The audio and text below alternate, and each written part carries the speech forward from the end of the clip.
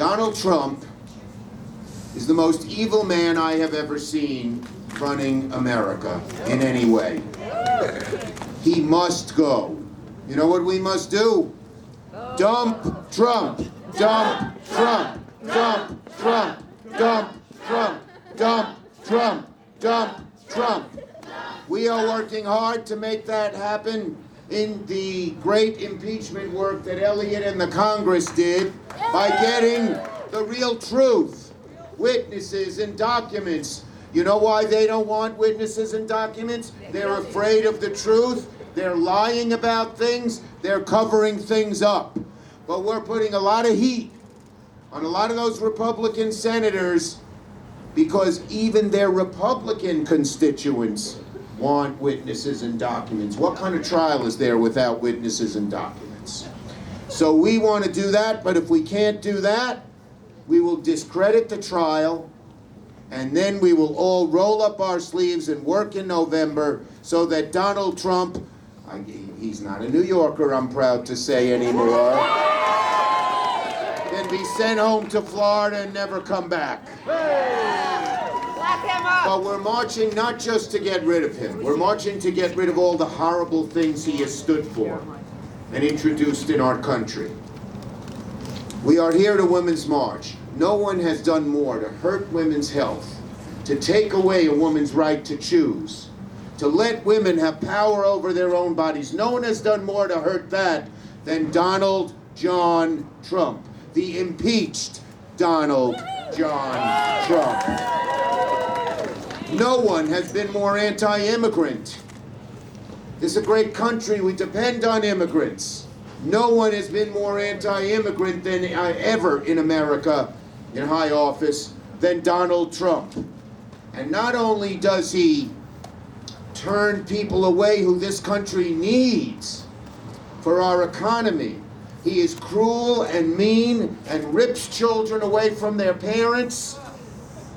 We have never seen this in America before, and turns the people in parts of America where they don't know immigrants into believing immigrants are criminals or drug dealers or whatever else, when we know they're hardworking people, not just the dreamers, although we love the dreamers, but all the 11 million. All they want to do, all they want to be is hardworking Americans, get out of the shadows and live a good life for themselves and their families.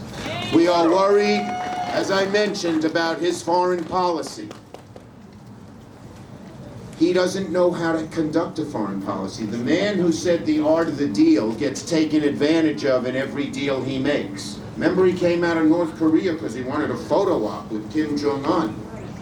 And he said they're no longer nuclear. Today, North Korea has more nuclear weapons and ICBMs capable of delivering it at least to the west coast of the United States. They're worse than they've ever been. In Syria, the situation is more volatile. We have turned our back on the Kurds, who have been our loyal and true allies for so long. And now Syria is a mess and ISIS is on the rise. And his policies in Iran could well lead us to war. And Elliott and I will make sure, do everything we can, to see that Congress passes a law that says, Mr. President Trump, impeached President Trump, you cannot go to war without Congress's okay, and you will not get our okay. Income inequality, so many things, criminal justice, so many things. But I want to assure you this. If we kick Donald Trump out of office, if the Senate doesn't do it sooner, and I become majority leader, the kinds of things we will do will make you proud. We will take on climate change and pass the toughest green law you've ever seen.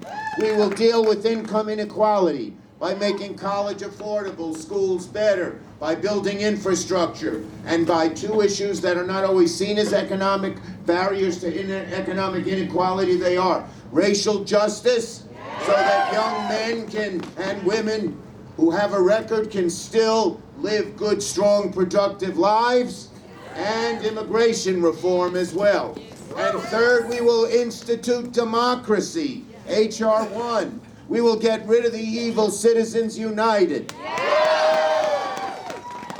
We will undo all the restrictions on voting rights and have instantaneous voting registration. You show up at the polls, you vote. It will all change America. So we have a big battle ahead of us. I want to conclude by telling you this. So when I was in college, I protested, spent much of my time doing what you're doing, marching and protesting against then the war in Vietnam. I'd lost a friend already in that war. No one knew why we were there. There was a draft. And you know, we were a small ragtag group of students and other assorted nobodies. They said, how are you going to stop the war against the most powerful man in the world, Lyndon Baines Johnson? But we marched and we marched.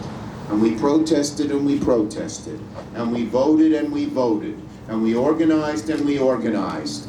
And lo and behold, Lyndon Johnson, after we worked so hard in the New Hampshire primary in 1968, the most powerful man in the world said, you beat me, I'm not going to run again.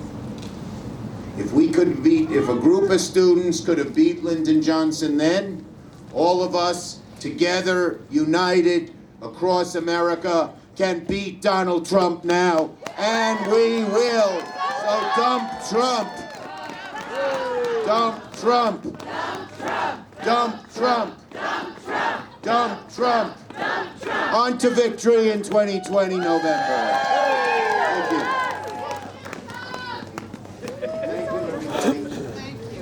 Thank you. Thank you. Keep up the fight.